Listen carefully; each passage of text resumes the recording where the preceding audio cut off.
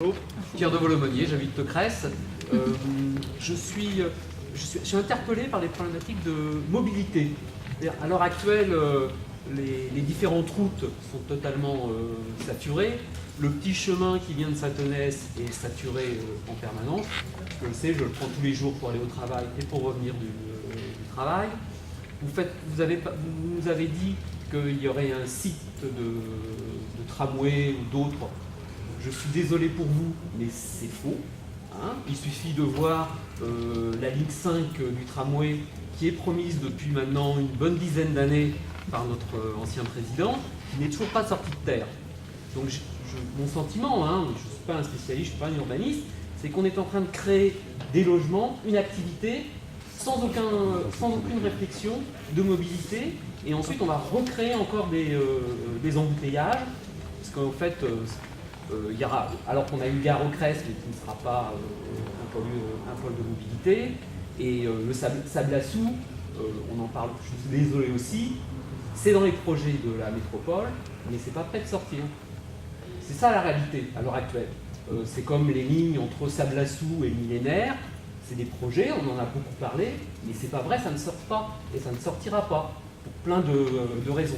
Ça, c'est ma première chose. Et la deuxième chose, je voudrais dire quand même qu'il n'y a pas que le Crest, mais que même si Satonès et des communes qui sont à proximité ne font pas partie de la métropole et peut-être de votre champ de réflexion, en termes de mobilité et de flux de voitures, ça impacte tous les jours les gens qui habitent au Crest, qui travaillent au Crest, mais aussi qui vont à Castello, etc. Ouais. Bon, c'est vrai ce que tu dis, Pierre. Les études sur la circulation prouvaient qu'il y avait une zone noire plusieurs de la journée.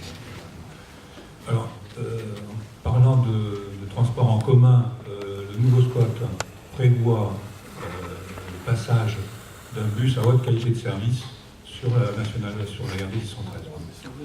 Ça, c'est après l'échéance, vous la connaissez. À un moment donné, il était question d'utiliser l'ancienne voie de chemin de fer, puisque il y avait une traverse, et de faire un tramway qui allait Vendard, Castries.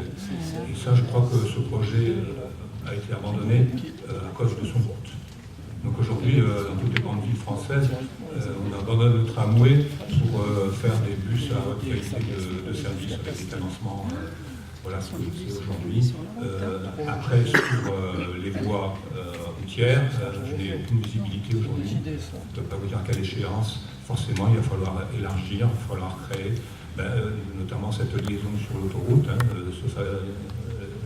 Le fameux barreau a été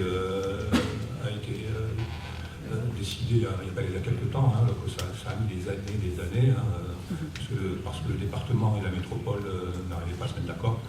Voilà, on est quelquefois sur des retards parce que les politiques n'arrivent pas à s'entendre. C'est un constat. Voilà. Est-ce que j'ai répondu à ta question ?